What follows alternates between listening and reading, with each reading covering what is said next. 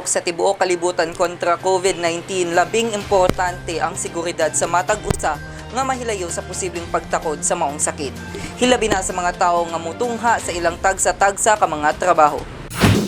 Tungod sa pandemya, nagmugna ang Provincial Engineering Office kon PEO pinaagi ni Mr. Leo Dagakay ug usa ka inisyatibo sama sa automatic thermal scanner, hand-free soap ug hand-free faucet gawas sa ilang opisina aron magpabiling luwas ang mga empleyado niini ug ang mga tawo nga mobisita sa maong opisina. Matud ni Mr. Leo Dagakay nga pinaagi sa giya ni Engineer Mario Batar, kinsa maoy Provincial Engineer, Engineer Powaga ang Construction Head ug ang Supervising Administrative Officer Tom Kailing, namugna niya ang maong proyekto. Sa di pa musulod sa compound sa PEO, gikinahanglan ang tanan tawo nga mopaubos sa automatic thermal scanning. Na may instruction ni Engineer Batar o ni Engineer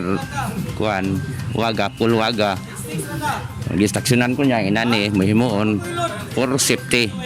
For safety sa mga gawas sulod sa mga empleyado o labo na sa katong mga follow-up sa mga kontraktor. Motong ang maghimo. Nagtuusab si Mr. Cecilio Pasenio kinsa maoy guard sa maong opisina nga lakip sa pabor nga mahatag sa maong proyekto o mao ang seguridad sa atong mga security frontliners nga maoy mubantay mugiya sa mga sumusulod sa pagsunod sa maong lakang.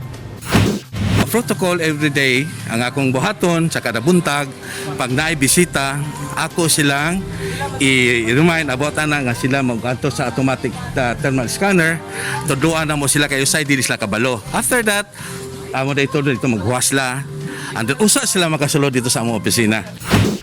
Dako ang pagtuo sa atong Supervising Administrative Officer Mr. Crisostomo Kailing nga ang maong proyekto magsilbi isip panagang sa posibleng pagtakod sa bisan unsang klase sa virus o bakterya kay lagi kini hands-free. Through the initiative of our dear Provincial Engineer, Engineer Mario Batar, o giubanan ni Engineer Pulwaga, kami nakadesisyon nga magmugna niini nga proyekto. Tanan sila hands-free. So because nga hands-free sila, walay contact sa any form of bacteria or virus nga nipilit sa atong ekwipo. So kay hands-free man, so dako ang posibilidad nga malikay kita sa virus. Giawhag karon sa opisina sa Provincial Engineering sa pagpangulo ni Engineer Mario Batar nga ang tanan opisina sa Kapitolyo Provincial susama kanila makamugna sa maong inisyatibo alang sa luwas ug makanunayon nga pagserbisyo sa katawhan.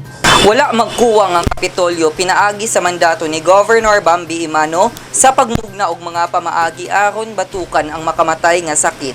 Gani ang maong inisyatibo sa PEO mao ang labing unang buhatan nga nagbuhat ng ining maong proyekto. Ako si Lambo Ray Mark Simania alang sa limpyo ug matarong nga panggobyerno, padayon Pilipino.